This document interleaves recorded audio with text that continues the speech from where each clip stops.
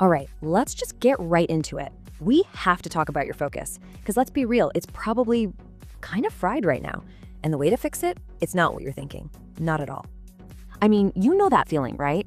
You grab your phone thinking, okay, just one quick look. You're just gonna check one message, maybe one notification. And then you look up and somehow, boom, 2 hours have just disappeared. Poof, gone.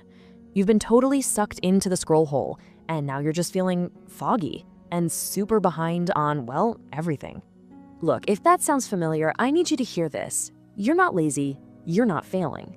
What you're dealing with is something that people are literally calling brain rot. And yeah, it started as a meme, but it's a real thing. It's time to actually talk about what is going on inside our brains. Okay, so let's really get into the number one suspect behind this whole mess, the endless scroll. So here's the deal, right? Platforms like TikTok, they are masters at creating this dopamine loop.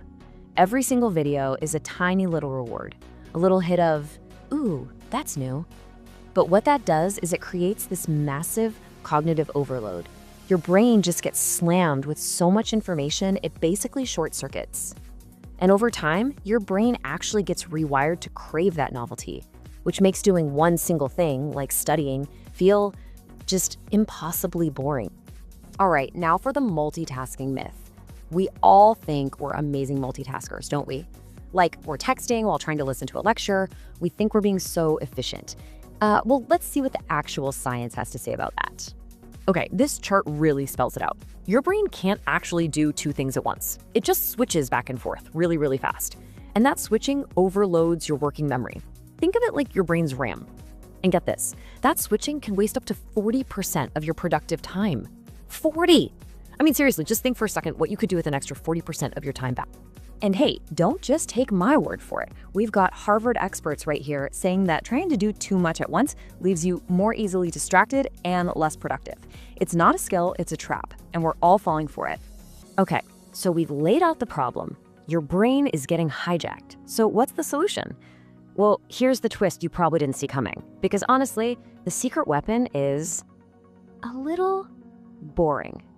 So the one thing, the one habit that can actually start to rewire your brain and fight back against all this noise is, yeah, it's kind of boring. I know. You were probably expecting some new shiny app or some crazy productivity hack, but trust me on this one, its real power is in how simple it is. We are talking about journaling. But wait, before you click away, forget the whole Dear Diary thing. This isn't that. Think of this as a tactical 5-minute brain dump. It's a tool to clean out all the junk in your head so you can finally get some mental space back. So how on earth does this simple, kind of old school habit actually work? Why is it so powerful? Okay, let's get into the science behind the scribbles. This quote right here explains it perfectly. Your brain is like a computer with 100 tabs open at once. It's just cluttered. You've got to-do lists, anxieties, random thoughts, all swirling around. Writing it down is literally like closing those tabs, one by one.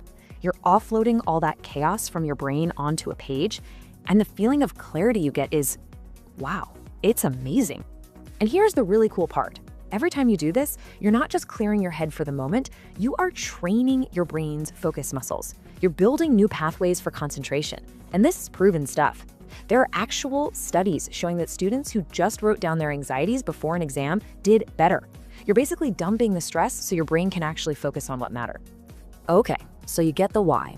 Now let's talk about the how. And I promise you, this is going to be the easiest, most low-stakes habit you will ever start. Here it is, the whole playbook. It is so simple. First, just pick a time, 5 minutes, that's all.